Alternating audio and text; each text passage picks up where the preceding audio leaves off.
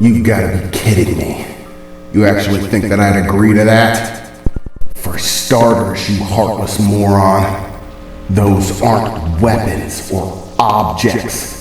You can't trade and barter them away, I said, glaring him down, furiously. Each one of them is a sentient, living being. They have feelings, emotions. They came here looking for a home, not to be weaponized. And to second that motion, I plan on setting them all free, finding them real homes and places that they can belong. So why in the hell would I need to cut a deal with you for half? I said as I clutched my fists, feeling like decking him in the face. Hey, it's a reasonable offer. You can pull all the nobility points you want by saying you want to set them all free. But in the end, you're sort of just spinning in the breeze. You don't know where they're at. Sure enough, you can attack some of us one by one, collect them. But that's just chipping away at a mountain. It could take years to get them all back. That is, even if you could manage to do it at all. And don't think I'm stupid, metalhead. You're working on a time limit. Remember, every symbiote that gets placed into a human host begins to take on its characteristics. They become more and more like that individual with every passing day. Their ideas, their beliefs, their train of thought, all gets molded in. That's what you're fighting against, right? The clock. The clock that turns all of the ones that have been implanted into criminals themselves. The longer you wait, the more of them get implanted into criminals. And the less likely it is that you'll be able to extract them before they're permanently detrimented, at least as far as your little belief is concerned. But I'm offering you a deal right now that could let you prevent half of them, half of the hatchlings anyways, from being planted into criminal hosts. I'll even let you take half of the adults as well. It's a good deal. It allows you to maximize the number that you're able to save within a short time frame. Prevent them from ever being, as you might call it, contaminated in the first place. I stepped forward, grabbing him by the shirt and reeling him in, bringing him eye to eye. And why the hell would I trust you? Even if this little deal of yours was real, why in the hell would I help you solve your little problem? That would just make the whole situation worse. If Becky's incompetent, all the better. It only works to your disadvantage. Keeps you from being organized. Really dangerous. Why in the hell would I let you replace somebody who's incompetent with somebody who actually knows what the hell they're doing? That would be way worse, I said, as I stared him down through my helmet, clutching onto his shirt. You're a moron, he replied. You really think having somebody stupid in charge is better? You're wrong. It's 100 times worse. Check any history book you want to. They'll all tell you the same story. In the hands of a complete fool, power is 100 times more dangerous than it is in the hands of someone competent. Someone who knows about consequence. Someone who knows that just because you have power doesn't mean that power is beyond question. There may be a lot of those symbiotes, but it's not enough to rule the goddamn world. This planet is filled with people, with guns and tanks, nuclear goddamn missiles, and 100 other things that can give you a really bad fucking day. In the end, no matter how you stretch it, we don't have the numbers or the power, no matter how many of us there are. These things are damn useful, but they're not enough for us to take full control of any country or planet. They're just useful.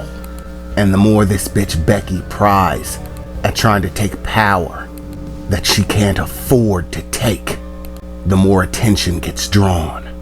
People are already beginning to scramble over each other trying to get a symbiote.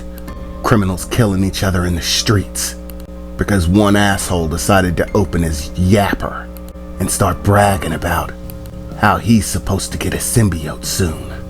Killing each other over them. just like anything of value, or that gives you any shred of power. People are trying to take out the competition and make sure they get him instead. That even includes little innocent people who happen to be candidates. This bitch Becky is gonna end up having an entire war brought down on our heads. A war we can't afford to win or lose. That we can't afford to fight because there's no chance of victory. Power's not very useful if you're dead, and you can't spend money from beyond the grave.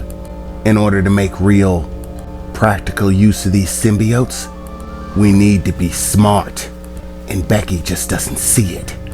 She's getting into bed doing business with people way more dangerous than her. Right now, she's got her foot placed on the neck of tigers and bears and lions, trying to hold them all down, but she doesn't have the strength or intelligence to do it. Eventually, somebody's gonna take her out. She's gonna give somebody power, somebody who's a hell of a lot scarier than she is, and who knows what their agendas are gonna be. There could be a psychopath who wants to burn the entire goddamn city to the ground. We don't know. But if we take Becky out, remove her symbiote, then control is relinquished back to each individual.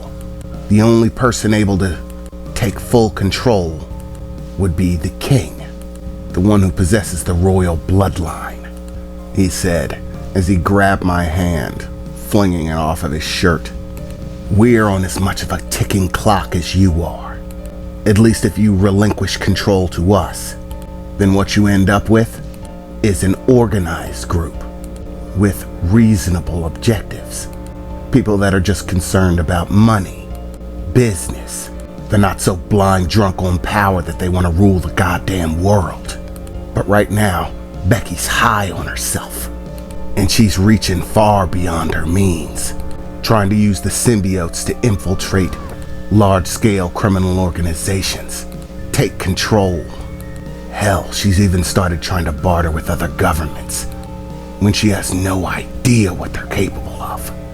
If government forces start getting a hold of symbiotes, who knows what the results will be.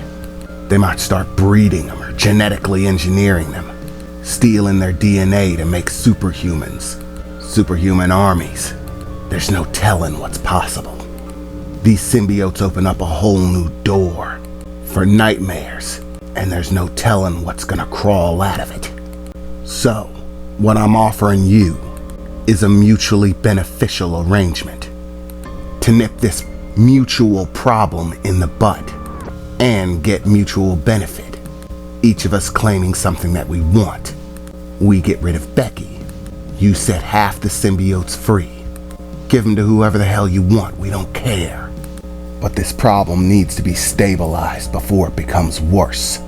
Worse than you or I can handle. As part of this deal, we'll also split the bloodlines. You'll get to claim 2 of the king's candidate bloodlines. The other 2 belong to us. Oh yeah, and I suppose you expect me to forget about the king? I replied. If you get your hands on that, then whoever has it can assert complete control.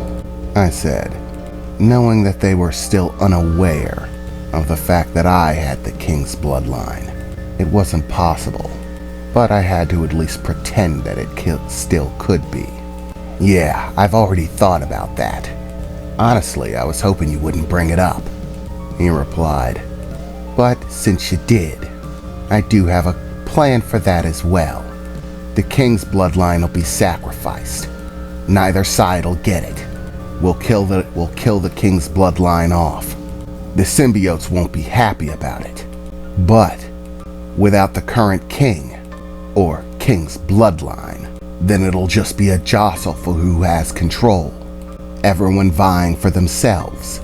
This may create conflict, but even in conflict, there's still a sort of order to things. People aren't gonna make a damn spectacle of themselves. Conflicts will be handled privately, and so there's still a measure of control, and no one gets to take complete control over the symbiotes in general. It'll be a shame to let that power just disappear, but in exchange for stability, it's worth it. The other symbiotes are still powerful, so no matter how you cut it, it's still a good trade. You save a lot of lives by doing it. And remember, I just told you about the fact that this whole thing was just a trick. From here on out, the process of finding symbiote hosts is gonna be a hell of a lot shorter. But I know this is a big thing for you to want to work through. I don't want you to rush and make a decision right now. I'll give you some time, he said as he reached into his pocket, pulling out a small card with something written on it, handing it over to me. As I grabbed the card in my hand, looking it over, it seemed to have an address on it. What you have there is a location, he said as I felt that there was extra weight to the card. Flipping it over and turning it to the back, there was a key taped to it. That there is the key. The address leads to a storage warehouse. You ever watched one of those shows where people bid on those abandoned storage facilities? Well, you're looking at the address to one of those. That key opens the lock. The number of the storage box is on the key. Go inside and you'll find what you might attest to a peace offering, a small taste, to let you know that this is a legitimate deal.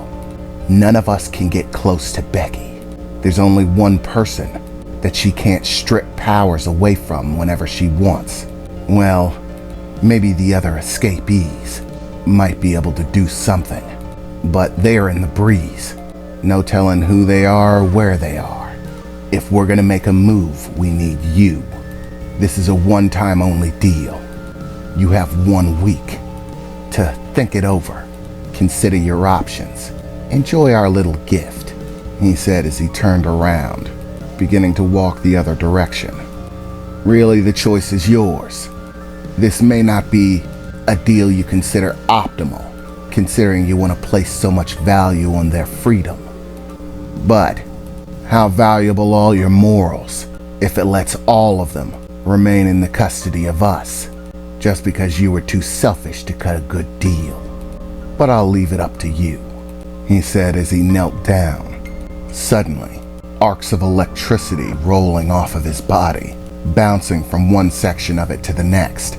As in a flash, he exploded from his position, moving outward in a streak of light that seemed to move so fast it was hard to track, disappearing into the distance. Damn, he was fast. And what the hell was with that electricity? I suppose that's part of why they call him Overcharge. And they called him Boss. That means he's high-ranking. Most likely he's going to be tough to deal with. But the real question is, what do I do about this deal of his?